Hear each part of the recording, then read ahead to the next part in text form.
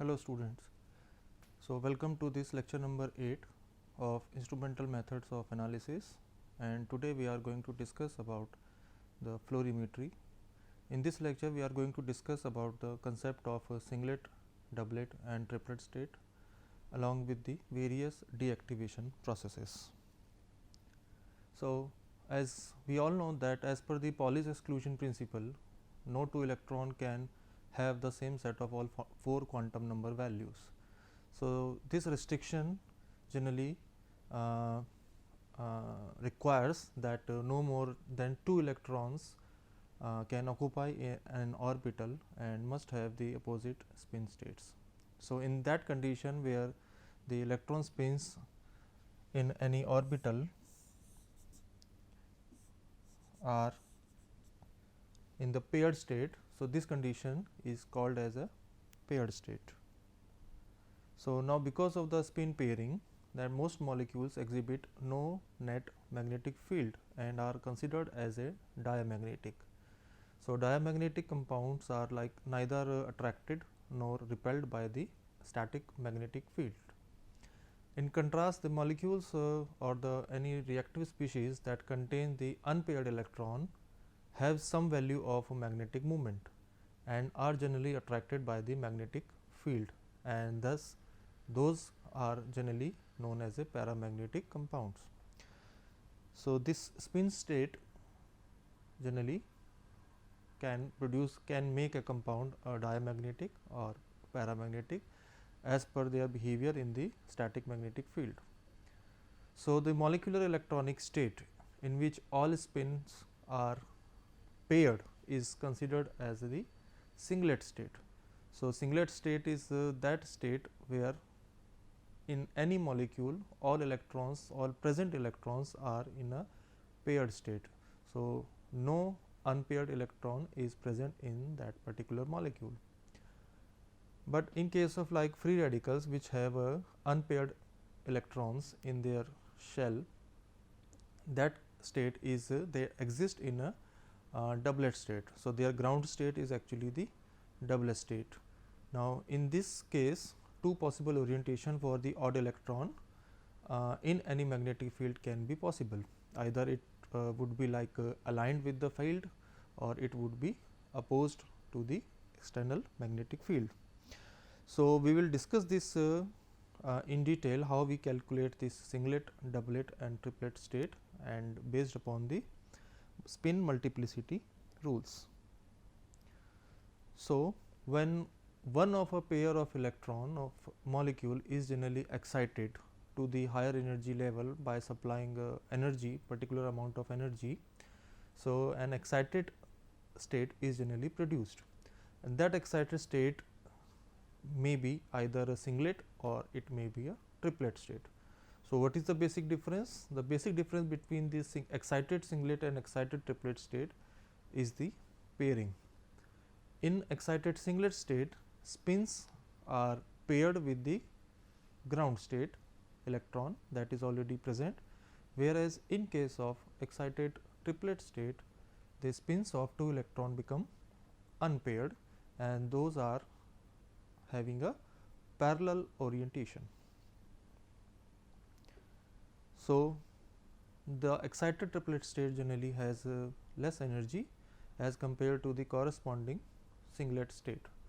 One thing that you should always keep in mind that singlet to singlet transitions are always allowed, whereas the singlet to triplet transition, that means from the ground state to the excited triplet state transitions are forbidden and those are not allowed. So, this can be understood with the help of a spin multiplicity rule. So, that states that spin multiplicity rule says that 2s plus 1 equation. So, where S stands for the spins of all electrons present in particular orbital. So, in this case when we talk about the ground singlet state, it has a 2 electrons with the opposite spins. like this. So, that condition is called as a spin paired condition. Now, spin of a single electron that is facing upward is generally represented by plus half, and the spin of electron that is pointing downward is represented by minus 1 by 2.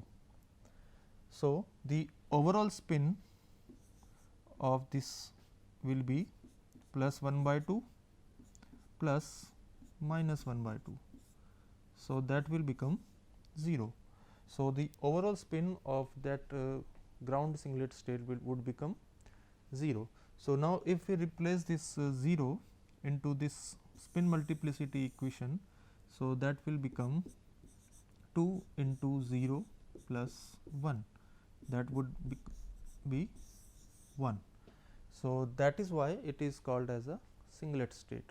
So, when the spins are paired, so according to the spin multiplicity rule, that state is called as a singlet state. Whereas, in case of free radicals, so free radicals generally have a one odd electron into their shell. So, suppose that electron can have a plus 1 by 2 spin, or it can have a minus 1 by 2 same spin.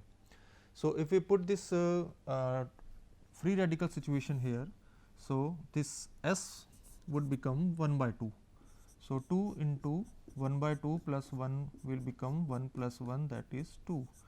So, that is why we have discussed earlier that free radicals have a doublet spin states. So, this is the reason why the ground state of a free radical is the doublet. And when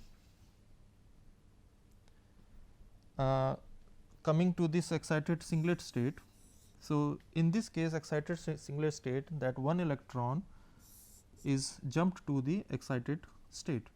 Now, one thing to be noticed here, that the position or the spins of the electrons that was in the ground state is still maintained in the excited singlet state. So, still it has a plus 1 by 2 spin and minus 1 by 2 spin.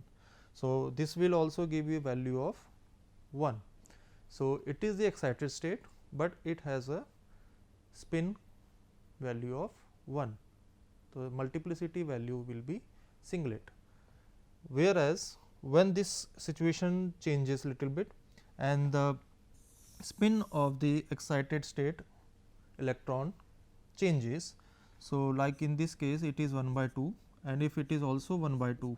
So, if it changes, then the overall spin will become plus 1 by 2 plus 1 by 2, that will be 1. So, 2 into 1 plus 1 will give you the value 3. So, that is why the excited state where spins are unpaired is called as a triplet state. So, based upon this spin multiplicity rule, we classify the ground state and the excited states in the singlet, doublet or the triplet states. So, the singlet, doublet or triplet state classification is based upon this spin multiplicity rule value.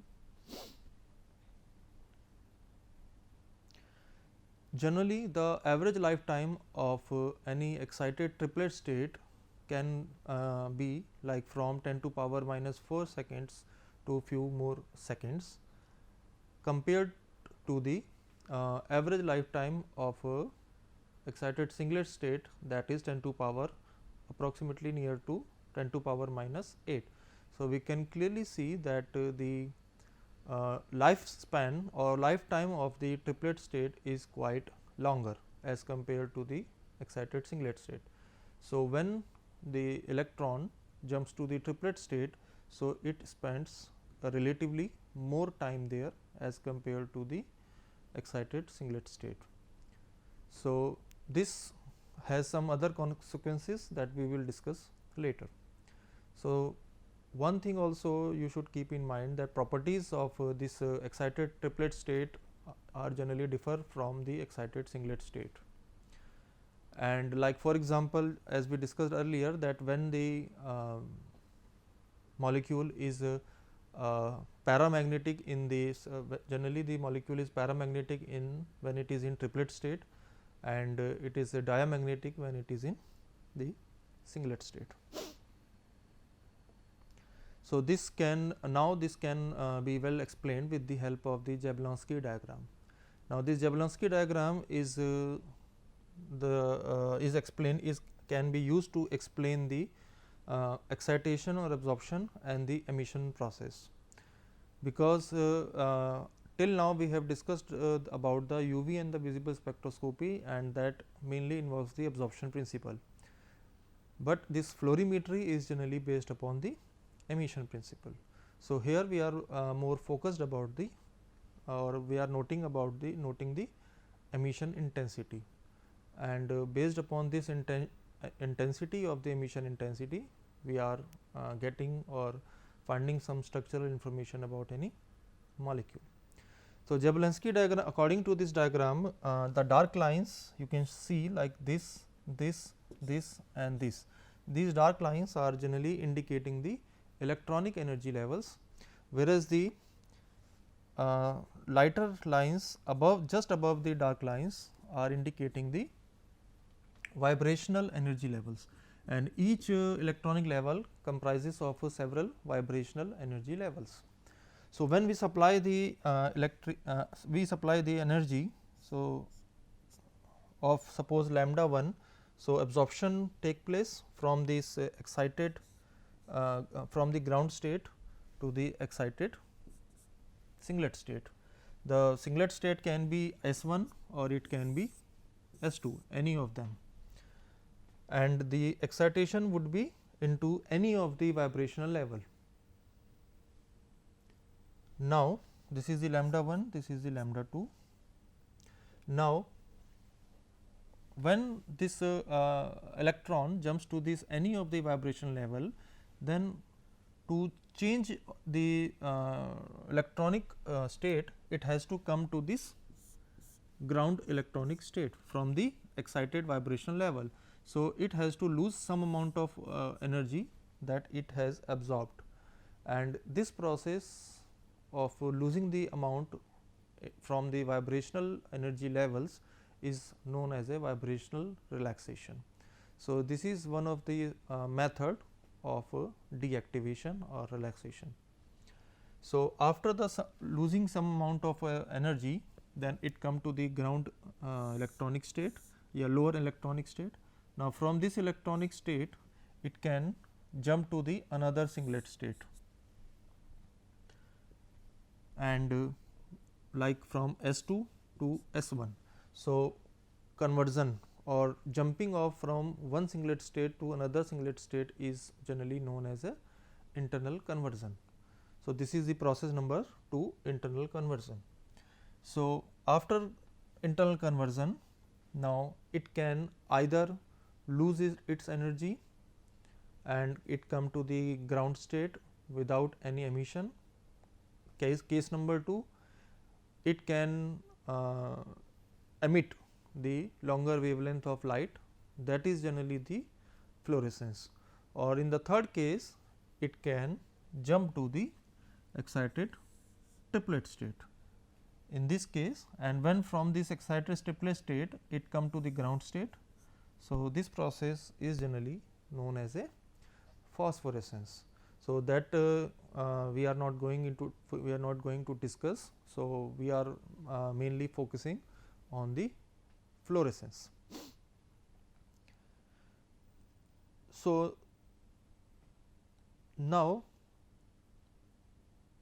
one thing to remember, that direct excitation from the ground state to the excited triplet state is generally forbidden, and the molecules excited to this S1 or S2, which are the singlet state, rapidly loses the excess amount of energy with the help of the vibrational relaxation, that is the radiationless process.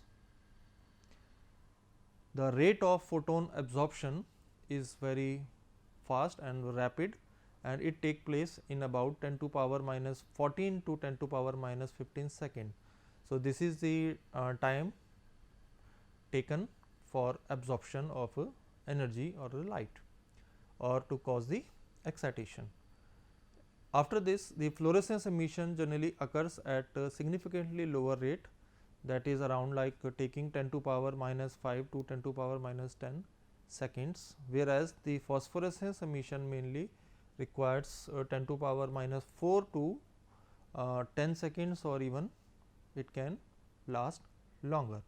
So, we can clearly see that absorption is very fast and the rapid process, whereas fluorescence emission is relatively slower as compared to the absorption, and phosphorescence is even more slower process than both absorption or excitation or the fluorescence process. So, this phosphorescence is a like a delayed emission that takes the longer time.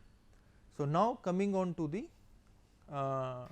deactivation processes that we have discussed, and one by one. So, the deactivation processes are generally classified or categorized into two broad categories. One is the radiationless processes and another is the radiation emission process. So, emission involves the fluorescence and phosphorescence, and the radiationless processes involves the vibrational relaxation, internal conversion, intersystem crossings, etc. But what would be the most favorable route for the deactivation? The one that take place at a rapidly at very rapid times. So, the favored route to the ground state is the one that minimize the lifetime of the excited state. So, that process that decrease the lifetime of the excited state would be the more favorable route for deactivation. So, if the deactivation by fluorescence is rapid with respect to the radiationless process, then this would be favored. If radiationless process takes less time as compared to the fluorescence, then that would be favored. So, deactivation processes can be the vibrational relaxation, it can be internal conversion, it can be external conversion, this can be the intersystem crossing, or you may also say the phosphorescence. Phosphorescence is also another like phenomena that has the emission. In fact, you can write here the fluorescence also.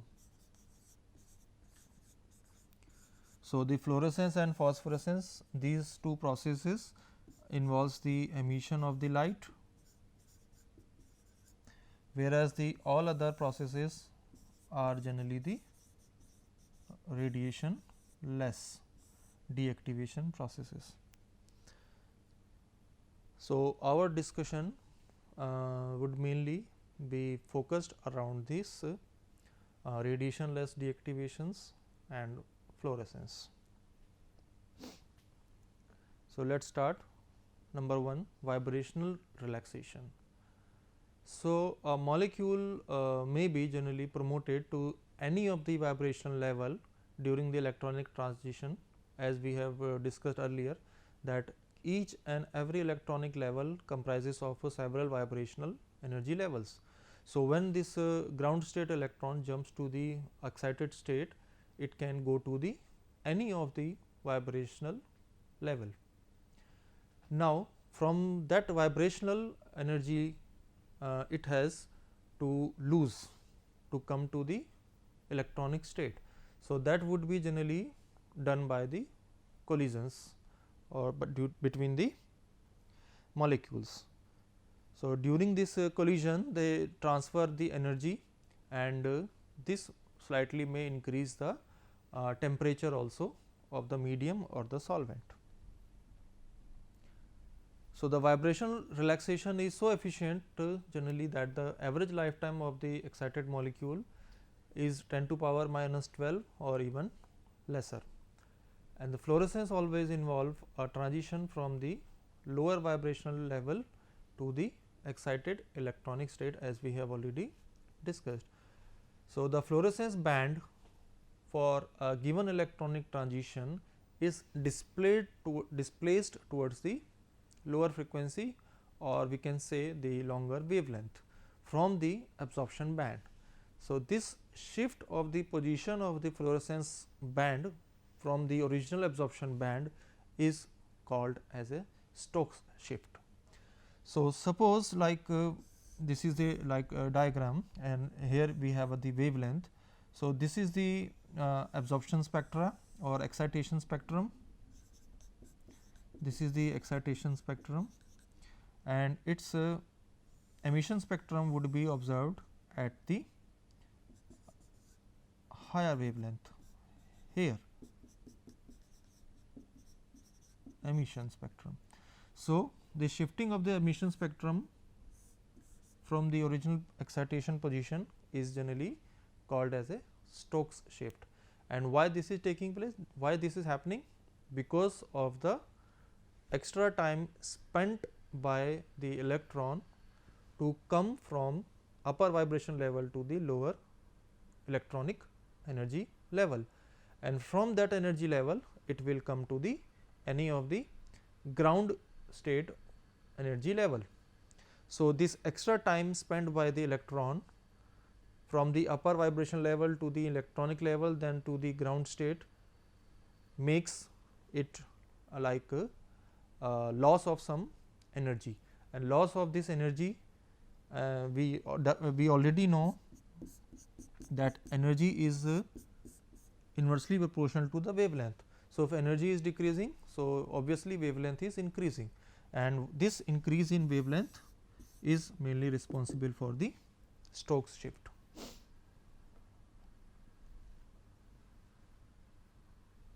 The internal conversion number 2 is the internal conversion. Internal conversion is the crossover between the two states of the same multiplicity, either from singlet to singlet state or from triplet to triplet state. The particularly it is efficient when two electronic energy levels are sufficiently very close to each other, or we can say there is some overlapping between the energy level, then this the probability of interconversion generally then increases. So, the excited molecule generally proceeds from higher electronic state to the lower vibrational state of the lower electronic state via a series of the several vibrational relaxations and internal conversion, and then the further relaxations. So, fluorescence occurs at lambda 3 only, regardless whether the radiation lambda 1 was or lambda 2 was responsible for the excitation. So, this can be seen with the help of the quinine. So, quinine has a two excitation wavelengths of 250 nanometer and 350 nanometer, whereas its fluorescence is generally observed at 450 nanometer. So, this increase of the wavelength of emission is the Stokes shift. So, internal conversion may also result in the pre-dissociation process. Now, in this pre-dissociation process, the electron move from higher electronic state to the upper vibrational level of the lower electronic state, in which the vibrational energy is great enough to cause the rupture of the bond. So, large molecule have high probability of pre-dissociation. Now, pre-dissociation is generally different from the dissociation process. The dissociation do not involve the internal conversions before rupturing, whereas pre-dissociation first involve the internal conversions and then it causes the rupture of the bond. Next is the external conversions. External conversions involve the interaction or the energy transfers between the excited molecule and the solvent. So, the energy goes to the surroundings or the solvent. So, this condition tends to reduce the you can say the number of collision between the particle when the viscosity is high and temperature is low. So, external conversions can be decreased by decreasing the temperature and increasing the viscosity, because by decreasing the temperature and increasing the viscosity we can control the collisions and hence external conversions. Next is the intersystem crossing. and this is the crossover between the from the singlet state to the triplet state, and probability is generally high when there is some overlapping between the singlet and the triplet state. So, this is the most common in molecules that contain the heavy atoms like iodine or bromine, and that effect is generally called as the heavy atom effect. So, this mainly arises due to the spin orbital interactions that increase the presence of such atoms. Means in presence of the heavy atoms, the interaction between the spin and the orbitals are generally increased, and that favors the intersystem crossing, and it causes the change in the spins from the paired state to the unpaired state. And the another, on the other hand, the presence of any paramagnetic species also increase these chances of intersystem crossings, like for example, oxygen. The molecular oxygen in solution generally enhance the intersystem crossings, and it promotes the transitions from the singlet to the triplet state, and hence it decreases the fluorescence, but it increases the phosphorescence, because from triplet to the ground state emission is the phosphorescence. So, this is the last process, deactivation by phosphorescence. So, after coming to the triplet excited triplet state, then after further deactivation is can be take place by the internal conversion, by external conversion, or by the phosphorescence. So, a triplet to singlet transition is less probable. So, from triplet state it cannot go back to the singlet state. So, it has to come down to the ground state by either the vibration relaxations, by external conversions, or by phosphorescence processes. So, the lifetime of phosphorescence is even more longer, that ranges from 10 to power minus 4 to 10 seconds or even more. So, the emission from such a transition may persist for some time after irradiation has ceased. So, this is the main distinguishing feature between the fluorescence and the phosphorescence, that phosphorescence lasts till the radiation is falling on the molecule. When you cut off the light, still if you are able to see the emission, then it is due to the phosphorescence, that is the phosphorescence. So, from the excited state to the ground state, deactivation can be radiationless or can be with the help of the emission. Emission can be fluorescence or in the form of a phosphorescence, whereas radiationless deactivations includes the vibrational relaxations, intersystem crossings, internal conversions. So, these are the references that you can refer for further study. Thank you very much.